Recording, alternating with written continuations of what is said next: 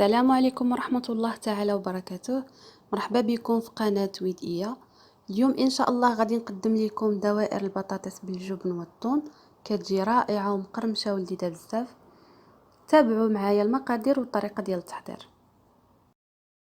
هنا كنحتاجو كيلو وربع ديال البطاطا، هي المكون الرئيسي ديال هاد الوصفة ديالنا، وغادي نحتاجو معاها الجبن والثوم والثوم بودرة والفلفل الأسود والزعتر والملح حسب الذوق.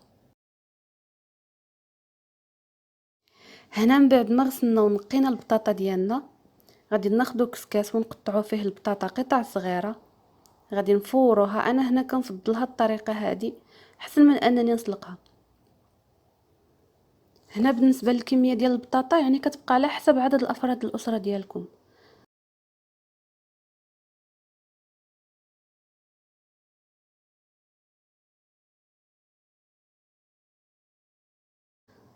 وغادي نضيفو شويه ديال الملح ونحطوها تفور.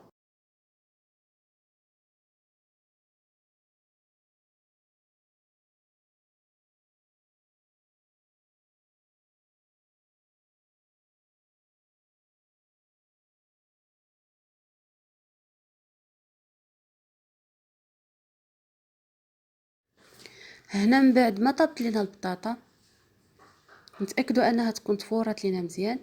هانتوما كيف ما كتشوفوا، غادي نديروها في واحد الاناء. هنا خصنا نمعكوها ما حدها هي سخونه باش كتسهل علينا اننا نمعكوها دغيا، ما نمعكوهاش بزاف باش ما تجيناش معجنه.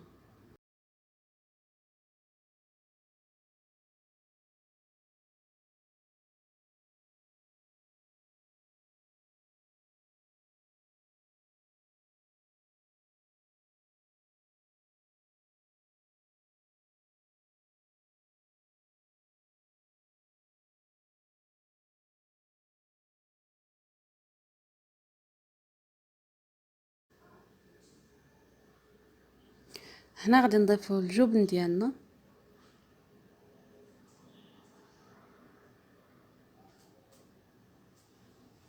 وغادي نضيفو الثوم بودره، وغادي نضيفو فلفل اسود والزعتر والملح حسب الذوق والطون ديال الزيت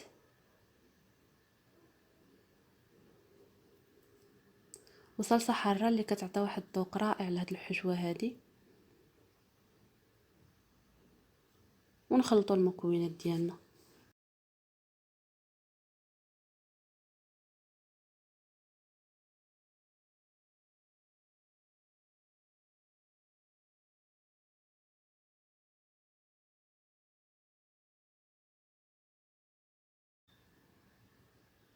انا هنا كنستعمل الزيت باش ما كتلصقش لينا من الجوانب ديالها، باش كتسهل علينا دغيا نحيدو الاطار.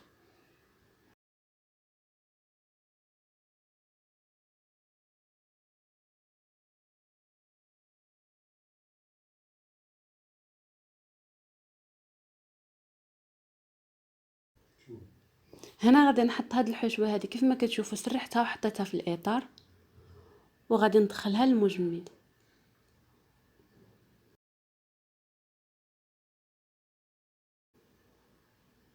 من بعد ما خرجناه من المجمد وكانت قبطات راسها مزيان يعني جمدات، غادي ناخدو اي اطار، اي قطعه عندكم، يعني بغيتوها مدوره ولا مثلثه ولا مربعه، يعني على حسب الشكل اللي بغيتو نتوما. انا هنا استعملت هذا اللي دائري.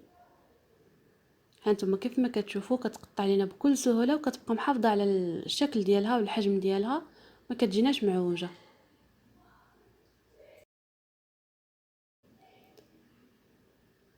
وغادي نستمروا هكا، وغادي نحطوها يعني في الطبسيل اللي غادي نكون دهنين من قبل بالزيت باش ما يتلصقش لينا ملي غادي نبغيو نهزوها.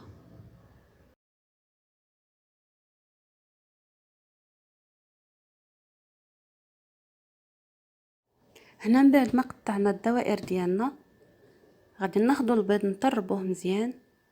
غادي ناخدو الدوائر ندوزوهم في البيض ومن بعد غادي ندوزوهم في الشابلور. انا هنا في هذا الاثناء انا دايره الزيت كيسخن، خص ضروري يسخن مزيان باش ملي غادي نحطوا الدوائر ديالنا يتقلاو ويجيو مقرمشين من برا وهشاش من الداخل وما يشربوناش الزيت.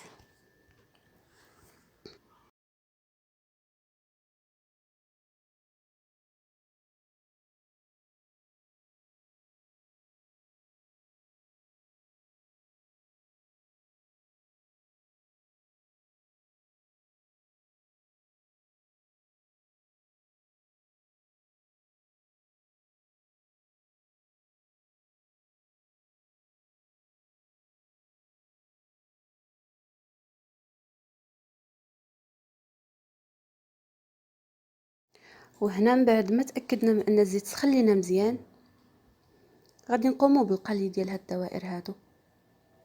خص ضروري نتاكدوا من ان الزيت يكون سخون مزيان باش ما يطرطقش لينا هذيك البطاطا والجبن وداك الشيء. خص ضروري يكون الزيت يكون سخون باش نحافظوا على الشكل ديالهم ويجيو كلهم محمرين ومقادين.